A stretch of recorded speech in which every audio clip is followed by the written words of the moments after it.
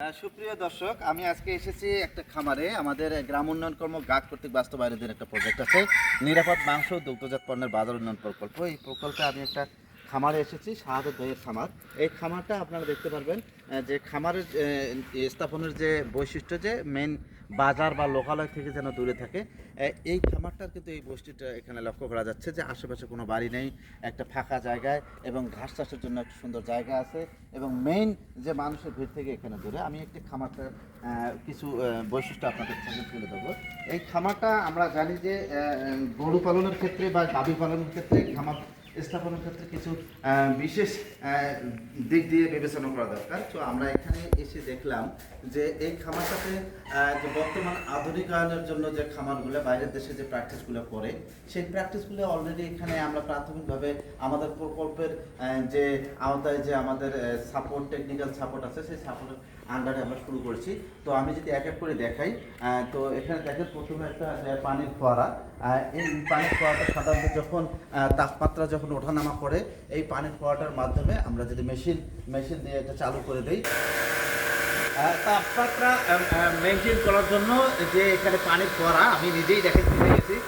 এটা কিছুক্ষণের জন্য দিলে এই পুরা খামারটা, এই খামারের যে আর্দ্রতাটা অনেক কমে আসবে। সেখানে সূর্যটা আবার কিছুক্ষণ পর যখন বন্ধ করে দেবে, এটি আবার 12 থেকে 14 ঘন্টা বা 18 ঘন্টা এমন একটা সময়ের মধ্যে এটা ঠান্ডা একটা পরিবেশ সৃষ্টি করবে। তো এই আধুনিক যন্ত্রগুলো বা আধুনিক যে প্রযুক্তিগুলো আমরা বিভিন্ন খামারে আমাদের প্রকল্পের সহায়তার মাধ্যমে আমরা স্থাপন করার চেষ্টা করতেছি। আরেকটা বিষয় দেখেন, এর উপরে ইনসুলেটর দেওয়া আছে, যে হিট ইনসুলেটরগুলো, যে টিনের নিচে আর একটা পর্দা আছে, যাতে টেম্পারেচার, বাইরের টেম্পারেচারটা রেগুলেশন হয়, যাতে এই জন্য টিনের নিচে আবার একটা ইনসুলেটর দেওয়া আছে।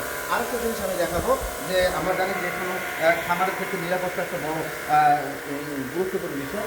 এখানে একটা সিসি ক্যামেরা দেওয়া আছে।